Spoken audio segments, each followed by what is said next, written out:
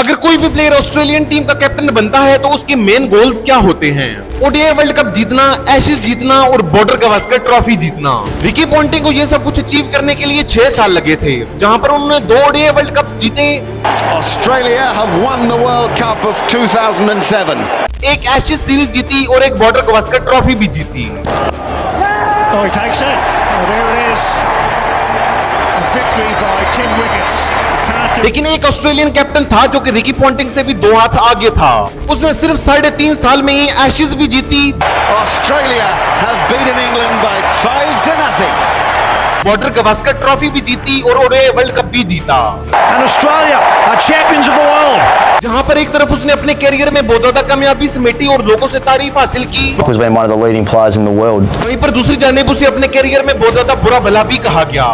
तो जब तुम उनके लायक हो तब अपना मुंह खोलो। जहां पर एक तरफ उसने अपने करियर में रन्स का अंबार लगाया, वहीं पर दूसरी जानिब उसे इंजरीज का भी सामना करना पड़ा। Leg stump, that'll know it. What a wonderful shot to bring it up on as well. What a moment for Michael. और आखिरकार इन्हीं इंजरीज ने ही उसे सिर्फ 34 साल की उम्र में इंटरनेशनल क्रिकेट से रिटायर होने पर मजबूर कर दिया। ये कहानी है डोमिनेंस की, ये कहानी है क्लास की। जी हाँ, मैं बात कर रहा हूँ one of the greatest captain of Australian cricket history की। मैं बात कर रहा हूँ माइकल जॉन क्लार्क की। Has been one of the leading players in the world. Well done, Michael Clark. 50 for Michael Clark, and a very good one at that.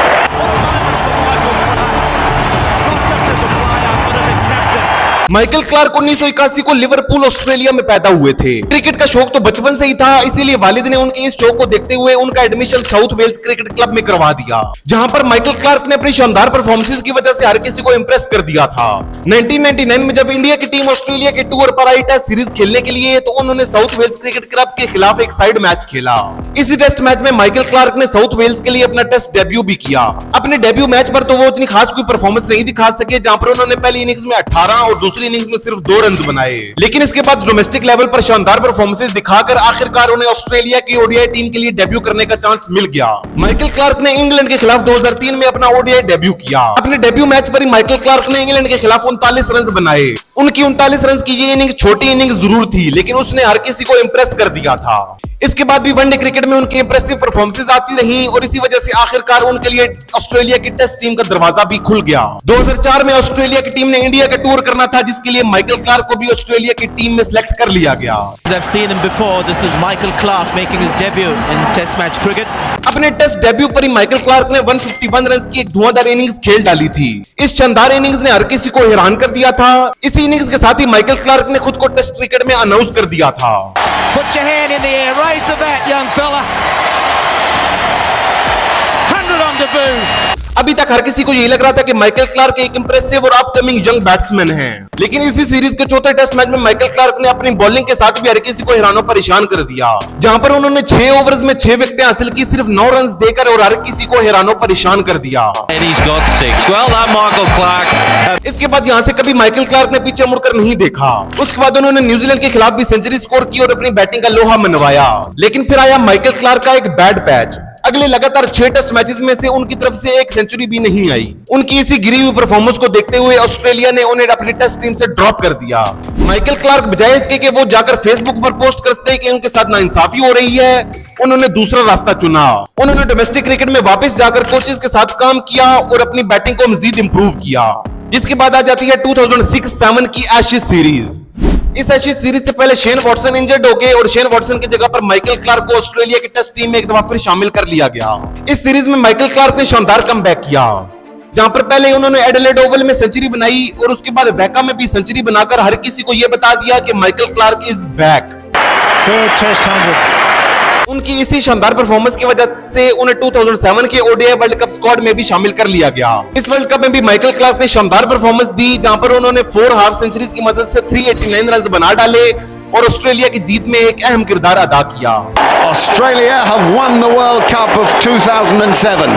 जिसके बाद आ जाता है साल 2008। साल 2008 ऑस्ट्रेलिया की टीम के लिए एक रीबिल्डिंग ईयर था, जहां पर मैथ्यू हेडन और एडम गिलक्रिस्ट जैसे बड़े प्लेयर्स क्रिकेट से रिटायर हो चुके थे और अब ऑस्ट्रेलिया की टीम उनकी रिप्लेसमेंट्स ढूंढ रही थी। इसी दौरान ही माइकल क्लार्क के लिए एक बहुत बड़ा टर्निंग मोमेंट आता है और उन्हें ऑस्ट्रेलिया का वाइस कैप्टन अपॉइंट कर दिया जाता है। वाइस कैप्टनसी में उन्होंने अपनी लीडरशिप एबिलिटीज को प्रूव किया और आखिरकार 2009 में उन्हें ऑस्ट्रेलिया का फुल टाइम T20 कैप्टन भी अपॉइंट कर दिया गया। जिसके बाद 2010 में माइकल क्लार्क की कैप्टनसी में ऑस्ट्रेलिया ने 2010 T20 वर्ल्ड कप का फाइनल भी खेला, लेकिन बदकिस्मती से उन्हें फाइनल में इंग्लैंड के हाथों शिकस्त हो गई। Paul Collingwood and his team have won the World 2020 Men's Final. जिसके बाद आ जाता है साल 2011 और साल 2011 में एक दफा फिर ओडीआई वर्ल्ड कप खेला जाना था। इस ओडीआई वर्ल्ड कप के क्वार्टर फाइनल मैच में ऑस्ट्रेलिया को इंडिया के हाथों शिकस्त हो जाती है और इसी शिकस्त के साथ ही रिकी पॉन्टिंग भी ऑस्ट्रेलिया की ओडीआई और टेस्ट कैप्टनसी भी छोड़ देते हैं। Into the semi-final of the World Cup. Australia out of the competition. और 29 मार्च 2011 को क्रिकेट ऑस्ट्रेलिया माइकल क्लार्क को ऑस्ट्रेलिया का न्यू टेस्ट और ओडीआई कैप्टन अपॉइंट कर देता है। जिसके बाद आ जाती है साल 2011-12 की बॉर्डर गवास्कर ट्रॉफी, जिसमें माइकल क्लार्क वो तबाही मचाते हैं जिनकी उनसे उम्मीद काफी टाइम से की जा रही थी। इस 4 टेस्ट मैचेस की सीरीज में माइकल क्लार्क 626 रन बना डालते हैं और प्लेयर ऑफ द सीरीज का अवार्ड भी अपने नाम करते हैं। और इसी टेस्ट सीरीज में ही माइकल क्लार्क इंडिया के खिलाफ 329 रन की एक धुआंधार इनिंग्स खेल डालते हैं। Leg stamp there, Lawrence. What a wonderful shot to bring it up on as well. What a moment for Michael Clark. India को 4-0 से क्लीन स्वीप करने के बाद माइकल क्लार्क यहां पर नहीं रुके। जिसके बाद आ जाता है साल 2013 और साल 2013 में एक बार फिर खेली जानी थी एशेज सीरीज। इस टेस्ट सीरीज में माइकल क्लार्क ऑस्ट्रेलिया के कैप्टन थे। ये टेस्ट सीरीज माइकल क्लार्क की एज अ कैप्टन पहली एशेज सीरीज थी। इस एशेज सीरीज में ऑस्ट्रेलिया ने इंग्लैंड को 5-0 से बुरी तरीके से रौंद डाला। Australia have beaten England by 5-0. इस टेस्ट सीरीज में माइकल क्लार्क ने शानदार कैप्टनसी तो की ही, लेकिन अपनी बैटिंग के साथ भी उन्होंने ऑस्ट्रेलिया की इस जीत में एक अहम किरदार अदा किया, जहां पर उन्होंने 5 मैचेस की टेस्ट सीरीज में 387 रन बनाकर कैप्टन के साथ साथ खुद को एज अ प्लेयर भी एक दफा फिर प्रूव कर दिया था। 2013 में इतनी बड़ी कामयाबी समेटने के बाद आ जाता है साल 2014। साल 2014 के एंड में उनकी हैमस्ट्रिंग इंजरी बहुत ज्यादा शदीद हो गई थी, जिसकी वजह से माइकल क्लार्क ने ऑस्ट्रेलिया के टेस्ट कैप्टनसी भी छोड़ दी थी। और अब हर किसी को यही लग रहा था कि माइकल क्लार्क अब इसी इंजरी के चलते ऑस्ट्रेलिया की ओडीआई कैप्टनसी भी छोड़ देंगे और ऑस्ट्रेलिया 2015 का वर्ल्ड कप एक नए कैप्टन के अंडर खेलेगा। लेकिन माइकल क्लार्क ने अपनी इंजरी से रिकवर करते हुए हर किसी को गलत साबित किया और 2015 के ओडीआई वर्ल्ड कप में न सिर्फ खेला बल्कि ऑस्ट्रेलिया को अपनी कैप्टनसी और अपनी बैटिंग से यह वर्ल्ड कप जितवाया भी। For the win. Smith heaves it away. That'll do it. Steve Smith fittingly hits the winning runs. And Australia are champions of the world. New Zealand के खिलाफ ऑल इंपॉर्टेंट फाइनल मैच में उन्होंने 74 run की एक शानदार innings खेलकर Australia को world champion भी बनवाया। वर्ल्ड कप में इसी जीत के साथ ही माइकल क्लार्क ने ओडीआई क्रिकेट से तो रिटायरमेंट का ऐलान कर दिया, लेकिन वो टेस्ट क्रिकेट अभी भी खेल रहे थे। 2015 में ही एक दफा फिर एशेज सीरीज खेली गई और इस सीरीज का आखिरी मैच माइकल क्लार्क के टेस्ट करियर का आखिरी मैच साबित हुआ। इस टेस्ट मैच के बाद माइकल क्लार्क ने टेस्ट क्रिकेट से भी रिटायरमेंट का ऐलान कर दिया और उनके रिटायरमेंट के साथ ही क्रिकेट के एक गोल्डन एरा का भी एंड हो गया।